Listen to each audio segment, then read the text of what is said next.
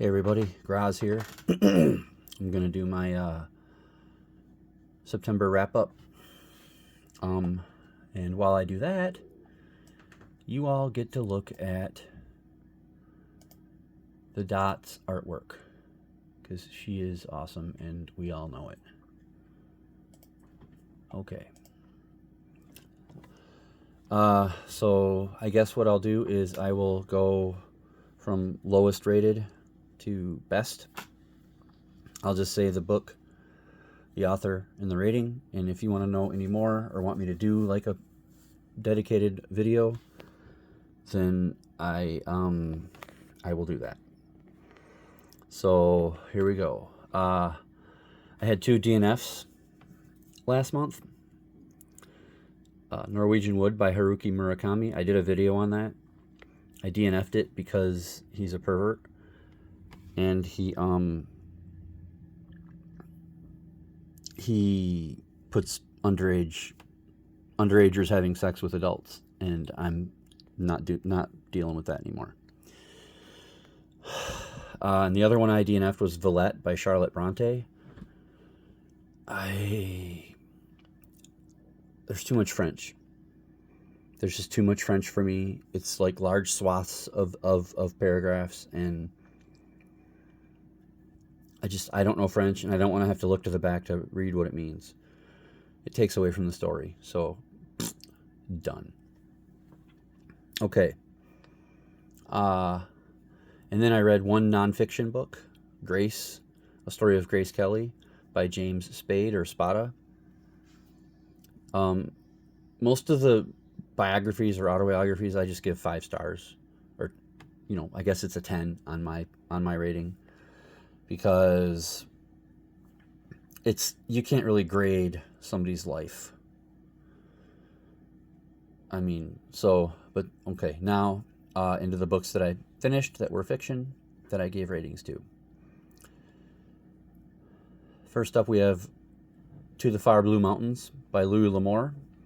Surprisingly, this was my lowest rated book that I finished of September. I had a good month because this is my lowest rated book, and it was a 7.96 out of 10.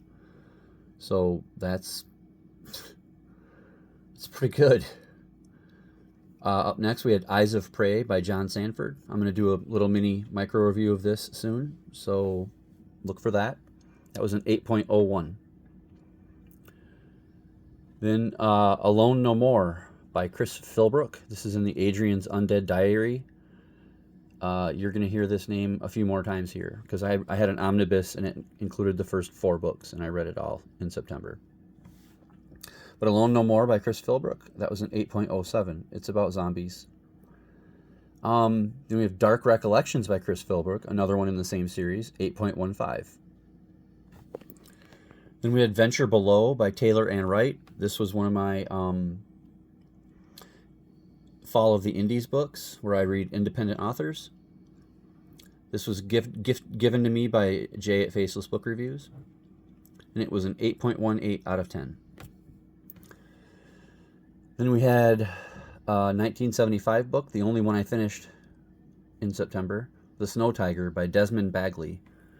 It's actually about an avalanche, which was really fascinating, and I got an 8.22. And we have Driven by Dane Cobain. This is another one of my Follow the Indies. Dane Cobain is a fellow booktuber, a really awesome one. And I bought this book from him, and he signed it, and I did a dedicated review for this as well, and that got an 8.27. Then we have Day by Day Armageddon 4 Ghost Run, which completes that series, by J. Elborn. This was the diary journal type zombie book. This was book 4 of 4, and that got an 8.31 because it brought it back to the journal format, which was amazing. Then we have The Failed Coward by Chris Philbrook, another one in the Adrian's Undead Diary. That was 8.32. Now we get my top 4 of the month. Midnight by Chris Philbrook, another of the Adrian's Undead Diary, 8.34. Then we have Behind Blue Eyes by D.M. Wolfenden. This is a very interesting vampire book.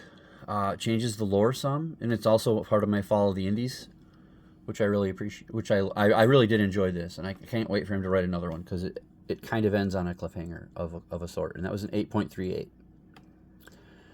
Number 2 was Excommunication by Peter Clines. This is book 3 of the X series, where it's superheroes trying to save the last remaining survivors from zombies and other things. Really good, 8.57 out of 10.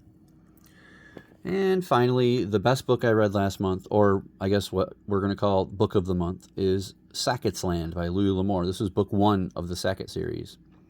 8.72 out of 10. Yeah. I've already talked about the wagon train and everything that is doing the Sackett series. So, but yeah, that's the books I read in September. I read a total of 16. Well, okay, 14 technically, with the 2 DNFs. So it's 16 books, but 14 finished. And my stats were 4,328 pages. And that worked out to 144.27 pages per day. The average rating is tricky because you have to include the 2 DNFs, and that gives it a 7.17 out of 10. But if you only count the books that I finished and rated, it goes up to an 8.27. So they really brought the month down. And my biggest day of the month was, my biggest day of the month was 372 pages. Let's see. Sackett's Land made it into my top 10 of the year, up to number 8. So that's pretty cool. And through September, I had 25 1975 books finished and 18 books from my